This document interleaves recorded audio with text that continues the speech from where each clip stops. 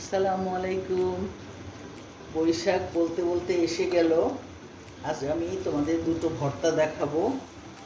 এই দেখো, আমি নিয়েছি লাউ শাক। হ্যাঁ, লাউ শাক এনে সুন্দর করে ধুয়ে এরকমভাবে কুচিয়ে একটু ভাপ দিচ্ছি, লবণ দিয়ে একটু ভাপ দিচ্ছি। লাউ শাক দিয়ে আর একটা আইটেম দিব, সেটা হলো বাদাম।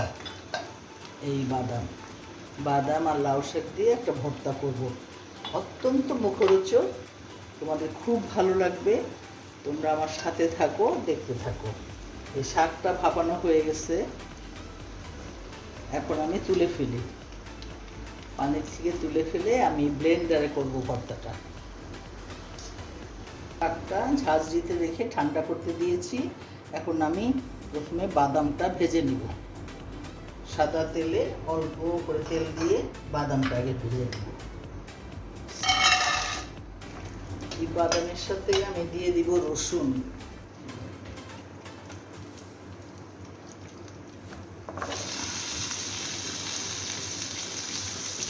একটু লবণ দিয়ে দিই।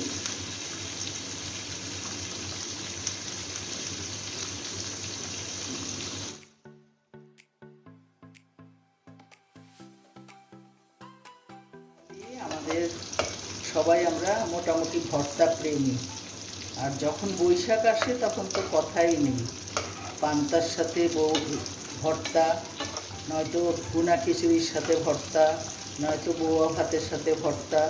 এই ভর্তা তো থাকবেই। তাই আমি কিছু কাঁচামরিচ দিয়ে দিচ্ছি।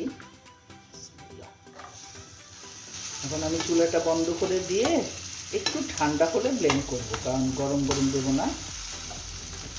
এই যে আমি, এটা হলো বাদাম, রসুন আর কাঁচামরিচ, এটা আমি ব্লেন্ড করে নিচ্ছি। আর শাকটা একটু চুলায় দিয়ে ভাজা।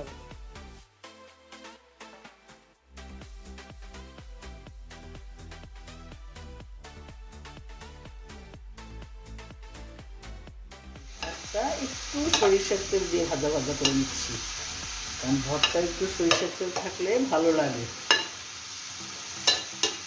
এটা ভাজা ভাজা হতে হতে আমি বাদামটা আগে ব্লেন্ড করে নিই। এটা হতে থাকুক, ঢেকে দিই, একটু ঢেকে দিই। হ্যাঁ,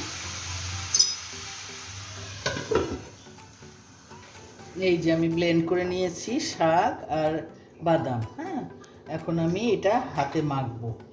কি দিয়ে মাখবো? এই যে একটু পেঁয়াজ কুচি করে নিয়েছি, পেঁয়াজের মধ্যে সামান্য একটু লবণ দেব,